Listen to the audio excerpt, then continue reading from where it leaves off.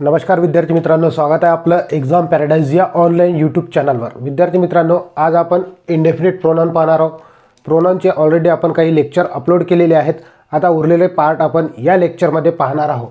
पहा, indefinite pronoun म्हणजे होते अनिश्चित सर्वनाम। ओके, आता अनिश्चित सर्वनाम म्हणजे काय, तर एखादी क्रिया कोण केली ही ती वाक्यातून स्पष्ट होत नाही। कशासाठी केली ही वाक्यातून स्पष्ट होत नाही किंवा कोणी केली ही वाक्यातून स्पष्ट होत नाही, त्यालाच काय म्हणत असतो आपण, इंडेफिनिट प्रोनाउन म्हणत असतो। मराठीमध्ये त्याला अनिश्चित सर्वनाम असं म्हणत असतो। ओके, मग काही सर्वनाम इथं लिहिलेले आहे ऑलरेडी। समवन म्हणजे कोणी एक, समबडी कोणीतरी, समथिंग काहीतरी, एनिथिंग काहीही, एनीवन कोणी एक, एनीबडी कोणीतरी, नोबडी कोणीही नाही, नन काहीही नाही किंवा फ्यू। त्याच्यामध्ये बरेचसे राहिलेले आहे, आणखी ऑल राहिलेला आहे, एव्हरीबडी राहिलेला आहे। ओके, मग एव्हरीथिंग राहिलेला आहे। असे बरेचसे प्रोनाउन राहिलेले आहेत जे की अनिश्चित प्रोनाउन आहे। याच्यामध्ये क्रिया कोणी केली, कशासाठी केली हे वाक्यातून स्पष्ट होत नसते, यालाच काय म्हणत असतो आपण, अनिश्चित सर्वनाम म्हणत असतो। जर मी म्हटलं ओके, समवन हेल्प मी, अशा पद्धतीचं एक वाक्य आहे। वाक्य दिलं मी, सम वन हेल्प मी, कोणीतरी मला मदत करा। समवन कोणी एक मला मदत करा। मग तुमच्यापैकी कोण मला मदत करेल याची काही गॅरंटी आहे का? नाही, याची कोणतीही शाश्वती या वाक्यामधून होत नाही की माझी मदत कोण करेल। ओके, मग अशा प्रोनाउनला काय म्हणत असतो आपण, तर अनिश्चित सर्वनाम असं म्हणत असतो। इंडेफिनिट प्रोनाउन असं आपण म्हणत असतो। याचे काही महत्त्वाचे रूल आहे। महत्त्वाचे रूल अतिशय म्हणजे आपल्याला एक्झामच्या दृष्टिकोनातून महत्त्वाचे आहे, जे की एरर बेसिसवर आपल्याला विचारतात, ते आपल्याला सोडवता आलं पाहिजे। आता आपण समोरच्या रूलला पाहणार आहोत एकदम शॉर्टकट पद्धतीमध्ये। एकदम शॉर्टकट पद्धतीमध्ये 2-3 रूल मी एकत्र करून एकच रूल बनवलेला आहे। व्हिडिओ पूर्ण पहा, तुम्हाला अतिशय महत्त्वाचा रूल मी सांगणार आहोत। ओके, आता रूल पाहणार आहोत आपण, विशेष रूल पाहणार आहोत। एकच रूल मी बनवलेला आहे, एकदम शॉर्टकट पद्धतीमध्ये रूल आहे। पहा, समजून घ्या मी तुम्हाला काय सांगत आहे। पहा, कुठेही वाक्यामध्ये समवन, समबडी, एव्हरीवन, एव्हरीथिंग अशा पद्धतीचे जे शब्द येतात ज्याच्या मागे वन, थिंग किंवा बडी हा शब्द लागतो। कोणता? वन, थिंग, ओके, किंवा मग बडी, अशा पद्धतीचे शब्द लागतात। ओके, मग एव्हरीवन, एव्हरीथिंग किंवा मग एव्हरीबडी अशा पद्धतीचे जे बी प्रोनाउन आहेत त्याला इंडेफिनिट आपण प्रोनाउन म्हणत असतो। हे जर आले, पहा लक्ष द्या, याच्यासमोर कोणतं तरी नाव राहील, समवन, समथिंग, समबडी जे बी आहे। ओके, तर हे शॉर्टकट बनवलेलं आहे मी। त्या शॉर्टकट रूलनुसार तुम्हाला हे एवढे सारे काही प्रोनाउन तुम्हाला पाठ करण्याची जरूरत नाही। फक्त हे एवढं जरी समजलं की हे वन, थिंग आणि बडी नुसार कोणतेही सर्वनाम आले तर आपल्याला येत असताना, पहा लक्ष द्या, इथं जर ऑफ आणि द आलं, याच्यानंतर ऑफ आणि द आलं तर काय करायचं, ऑफ आणि द आलं तर इथलं येणारं नाव कसं असेल, तर इथं राहील प्लुरल नेम। प्लुरल नेम, इथे येणारं नाव कसं राहील, तर अनेकवचनी नाव राहील। आणि येणारं वर्ब कसं घेईल मग आपण, आता मी तुम्हाला पहिलेपासूनच सांगत आलेलो आहोत, ज्यावेळेस अनेकवचनी नाव आलं तर अनेकवचनी क्रियापद घेत असतो। परंतु यावेळेस कसं होईल माहीत आहे का, तर प्लुरल नेम असेल तर इथं येणारं वर्ब जे आहे सिंग्युलर राहील, म्हणजे एकवचनी क्रियापद तिथं राहणार आहे। ओके, समजून घ्या, रूल शॉर्टकट आहे। इथं येणारा वर्ब कसं राहील, सिंग्युलर वर्ब। ओके, मी तुम्हाला मागच्या व्हिडिओमध्ये सांगितलेलं आहे की जे बी आपण प्रोनाउन पाहिले होते, ओके, जे बी प्रोनाउन पाहिले होते त्याच्यामध्ये पण हाच रूल लागू होता। आणि मी तुम्हाला सांगितलं सुद्धा होतं की इंडेफिनिट प्रोनाउन जर आले तर हा रूलसुद्धा तिथं लागू होतो। ओके, बरोबर आहे।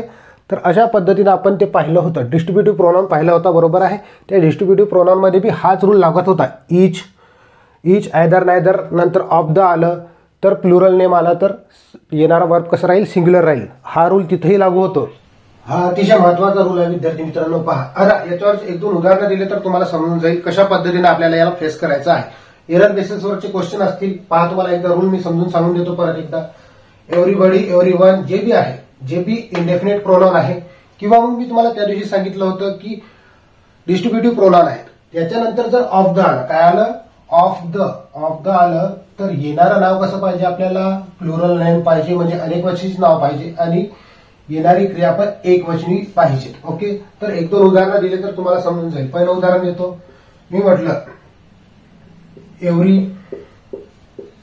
everybody of the boys, everybody of the boys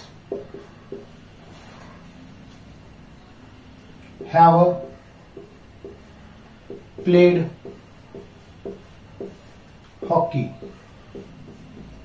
Everybody of the boys have played hockey. अशा पद्धतीचं वाक्य आहे. पहा, या वाक्यामध्ये एरर फाइंड करता आलं पाहिजे. तर एरर तर तुम्हाला समजलंच असेल नियमानुसार. पहा, मी तुम्हाला सांगितलं एव्हरीबडी, एव्हरीवन, एव्हरीथिंग किंवा मग समबडी, समवन, समथिंग अशा पद्धतीचे जे बी इंडेफिनिट प्रोनाउन आहेत, याच्यानंतर जर ऑफ द आलं तर येणारं नाउन कसं पाहिजे आपल्याला, अनेकवचनी नाउन पाहिजे. तुम्हाला काय करतील तिथं एकवचनी नाव देतील. लक्षात आलं पाहिजे की एकवचनी नाव नाही पाहिजे, आपल्याला कोणतं नाव पाहिजे, अनेकवचनी नाव पाहिजे. पहा, एवढ्या शॉर्टकट रूलनुसार तुम्हाला सर्व काही सोडवता येते. त्याच्यानंतर येणारी वर्ब कशी पाहिजे, ही वर्ब आहे. ही वर्ब आहे तर या वर्ब मध्ये काही छेडखानी नाही करायची, कारण ही मेन वर्ब आहे. आपल्याला प्रायमरी वर्ब मध्ये करायची नाही आहे, सेकंडरी वर्ब मध्ये आपल्याला काय करायचे असते, तर बदल करायचा असते.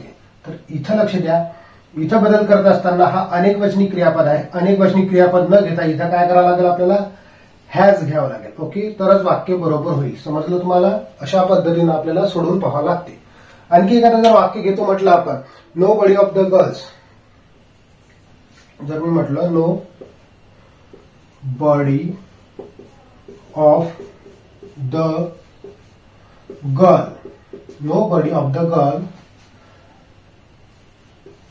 Has purchase bag. Purchased bag. कोणत्याही मुलीनं काय केलेली आहे, बॅग घेतलेली नाही. ओके, अशा पद्धतीचं वाक्य आहे. वाक्य नकारार्थी आहे. मग लक्ष द्या, नो बडीनं वाक्याची सुरुवात होत आहे. कशाने सुरुवात होत आहे, वाक्याची सुरुवात होत आहे नो बडीनं. येणारा, त्याच्यानंतर येणारा काय आहे, ऑफ द आहे. त्याच्यानंतर काय आलेला आहे, ऑफ द आलेला आहे. तर येणारं नाव कसं पाहिजे आपल्याला, सिंग्युलर नाउन, प्लुरल नाउन पाहिजे. नाउन कसं पाहिजे, प्लुरल नाउन पाहिजे. आणि येणारी वर्ब कशी पाहिजे, अनेकवचनी पाहिजे. म्हणजेच सॉरी, लक्ष द्या,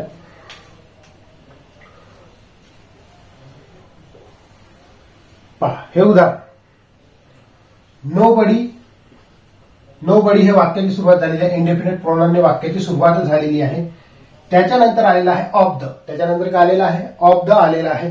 त्याच्यानंतर जर ऑफ द आलं तर येणारं नाव आपल्याला कसं पाहिजे, तर प्लुरल नेम पाहिजे किंवा मग येणारं नाव अनेकवचनी पाहिजे. इथं अनेकवचनी नाव आहे का, नाही. गर्ल हा एकवचनी नाव आहे. इथं अशा पद्धतीने ते एरर बनवतात. आपल्याला एरर फाइंड करता आलं पाहिजे. ओके, इथं यस लावावं लागेल. इथं काय करावं लागेल, आपल्याला गर्ल्स करावं लागेल. काय करावं लागेल, गर्ल्स. ओके, अशा पद्धतीनं आपल्याला हे सोडवता येते. इथं हॅज घेतला. चला ठीक आहे, इथपर्यंत क्लिअर झालं असेल. ओके, समजलं. मग मी म्हटलं nothing of the toys. Nothing of the toys, nothing of the toys are available.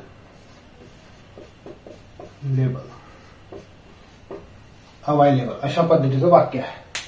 Okay, available अशा पद्धतीचं हे वाक्य आहे. मग तुम्ही मला हे सांगाय बरोबर आहे का वाक्य. Nothing of the boys, nothing of the toys, nothing of the toys अशा पद्धतीचं वाक्य आहे. ऑफ द आहे. त्याच्यानंतर येणारी वर्ब आपण नाउन घेतलेला आहे अनेकवचनी नाउन घेतलेला आहे. येणारी वर्ब कशी पाहिजे आपल्याला, सिंग्युलर पाहिजे. आर हा सिंग्युलर आहे का, नाही. आर हा अनेकवचनी आहे. तर इथं काय करावं लागेल, आपल्याला इज करावं लागेल. अशा पद्धतीने आपल्याला एरर फाइंड करावं लागते. किती सेकंद लागतात या एररला फाइंड करण्यासाठी, फक्त एवढं समजून घ्या की पहा एकदम शॉर्टकट नियम तुम्हाला दिलेला आहे. वन, थिंग किंवा बडी असे इंडेफिनिट प्रोनाउन आहेत. तर याच्यानंतर जर ऑफ द आलं, येणारं नाव कसं पाहिजे आपल्याला, अनेकवचनी नाव पाहिजे. आणि येणारी वर्ब कशी पाहिजे, तर सिंग्युलर वर्ब पाहिजे. अशा पद्धतीने आपल्याला हे एरर बेसिसवरचे क्वेश्चन सोडवता येतील. ओके, चला तर मग विद्यार्थी मित्रांनो, तुम्हाला व्हिडिओ आवडत असेल तर व्हिडिओला लाईक करा. ओके, चॅनलवर नवीन आले असेल तर चॅनलला सबस्क्राईब करा. अशाच पद्धतीचे तुम्हाला क्वेश्चन्स मी तुम्हाला सोडून दाखवत असतो आणि शॉर्टकट पद्धतीमध्ये मी तुम्हाला इंग्लिश इथं पूर्णपणे शिकवण्याचा प्रयत्न करत असतो. ओके, चला आणखी समोरचे काही उदाहरणं आपण पाहू, म्हणजे आपल्याला इंडेफिनिट प्रोनाउन पूर्णपणे संपवून टाकायचं आहे. ओके, आता विद्यार्थी मित्रांनो, रूल क्रमांक 2 याच्यामधला पाहणार आहोत. पण अतिशय महत्वाचा रूल आहे. रूल क्रमांक आपण 2 पाहणार आहोत. पहा याच्यामध्ये काय काय आहे तर ऑल सम, ओके, ऑल झालं, सम झालं, मेनी झालं, फ्यू झालं, मेनी, फ्यू, ओके. अशा पद्धतीचं हे जे इंडेफिनिट प्रोनाउन आहे. ओके. मग याच्यानंतर येणारं नाव कसं पाहिजे आपल्याला? नेहमी प्लुरल नेम. ओके. कोणतं नाव पाहिजे तर प्लुरल नेम पाहिजे. Plural name. आणि येणारी वर्ब कशी पाहिजे? प्लुरलच पाहिजे. इथं याच्यामध्ये कन्फ्युजन नाही झालं पाहिजे. Plural name. ओके. अशा पद्धतीनं आपल्याला एवढ्या शॉर्टकट नियमानुसार आपल्याला हे सोडवावं लागते. ओके. हा एवढा शॉर्टकट नियम आहे. अतिशय महत्वाचा नियम आहे. सोडवता आलं पाहिजे. पहा बघ, तुम्हाला सांगतो मी, हे ऑल जे आहे, ऑल सोबत आपण एकवचनी सुद्धा क्रियापद वापरतो आणि अनेकवचनी सुद्धा क्रियापद वापरत असतो. ओके. जसं की ऑल इज वेल. पहा इथं नियम क्लिअर करून देतो. All is well, all is good, जे बी आहे अशा पद्धतीने आपण म्हणत असतो. सर्व काही ठीक आहे. ओके. सर्व काही ठीक आहे. ऑल इज वेल इथं वापरला. कारण तुम्ही म्हटलं all boys are going to cinema, अशा पद्धतीचं वाक्य आहे. मग ऑल बॉईज आर, आता ऑल बॉईज आलं तर त्याच्यानंतर आपण वापरला आर, किंवा मग all are present. All are present,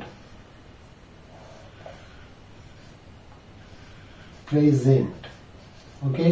मग लक्ष द्या, हे ऑल जे आहे इथं इज वापरला चालते, काही प्रॉब्लेम नाही. या ऑल सोबत आपण आर वापरला चालते, काहीही प्रॉब्लेम नाही. ओके. समजलं इथपर्यंत? म्हणजे ऑल सोबत आपण एकवचनी क्रियापद सुद्धा वापरू शकतो आणि अनेकवचनी सुद्धा क्रियापद वापरू शकतो. क्लिअर आहे इथपर्यंत? चला मग हा रूल समजून घ्या. ऑल आलं, ऑलच्या नंतर येणारा प्लुरल नेम असेल तर येणारी वर्ब कशी पाहिजे? प्लुरल नेम होता. पाहिलं इथं लक्ष द्या. इथं काय म्हटलं मी तुम्हाला? Plural name. आता ऑल नंतर आलेला आहे प्लुरल नेम. इथं बॉईज आलेला आहे. ओके. मग येणारी वर्ब कशी पाहिजे आपल्याला? प्लुरलच पाहिजे आहे की नाही? आर घेतलं ना, प्लुरल. अशा पद्धतीने आपल्याला सोडून पाहावं लागते. ओके. समजलं? मग ए टू झेड नियम मी तुमची इथे क्लिअर करण्याचा प्रयत्न करत आहे. एकदम शॉर्ट, छोटे नियम मी तुम्हाला इथून क्लिअर करण्याचा प्रयत्न करत आहे. ओके. समजत असेल? चला मग याच्यावर एक दोन उदाहरणं पाहू, म्हणजे तुम्हाला क्लिअर होऊन जाईल. एक तर उदाहरण आपण इथं पाहिलेच आहे. All boys are going to cinema. Okay. Some boys, किंवा मग इथं घेतलं एखादं वाक्य, some girls are present in the room. Present in the room, अशा पद्धतीचं वाक्य आहे. हा पहिलं वाक्य घ्या, हा दुसरं वाक्य. या दोन्ही वाक्यावरून तुम्हाला समजलं पाहिजे. अशा पद्धतीने आपल्याला सोडवायचं आहे. ओके. काय म्हटलं मग? हे जी इंडेफिनिट प्रोनाउन आहे, ऑल झालं, सम झालं, मेनी झालं, फ्यू झालं. Few boys are present in the room, अशा पद्धतीचं वाक्य आहे. Few boys are playing in the ground, अशा पद्धतीचं वाक्य झालं आहे की नाही? अशा पद्धतीचे वाक्य जे आहे, आपण येणारं नाव कसं पाहिजे? मग अनेकवचनी पाहिजे. आणि येणारी वर्ब सुद्धा कशी पाहिजे? इथं वर्ब करा, प्लुरल वर्ब. येणारी वर्ब सुद्धा कशी पाहिजे? तर प्लुरल वर्ब पाहिजेत असते. ओके. क्लिअर आहे इथपर्यंत? समजलं? चला मग विद्यार्थी मित्रांनो, आजच्या लेक्चरमध्ये एवढंच. हे दोनच नियम होते, आणि म्हणजे नियम 4-5 आहे. आपण याला कंबाईन करून एकत्र केलेला आहे आणि शॉर्टकट पद्धतीमध्ये आपण सोडवण्याचा प्रयत्न केलेला आहे. तुम्हाला व्हिडिओ आवडला असेल तर व्हिडिओला लाईक करा. जर तुम्ही चॅनलवर नवीन आले असेल तर चॅनलला सबस्क्राईब करा. कारण अशाच पद्धतीचे शॉर्टकट नियम तुम्हाला इंग्रजी बद्दलचे असो किंवा मग जीके बद्दलचे असो, काही असो, त्याच्याबद्दलचे नियम तुम्हाला या चॅनलवर अगदी फ्रीमध्ये शिकायला मिळेल. ओके. चला तर मग भेटूया आपण समोरच्या व्हिडिओमध्ये, समोरचे पार्ट घेऊन प्रोनाउनचे. धन्यवाद.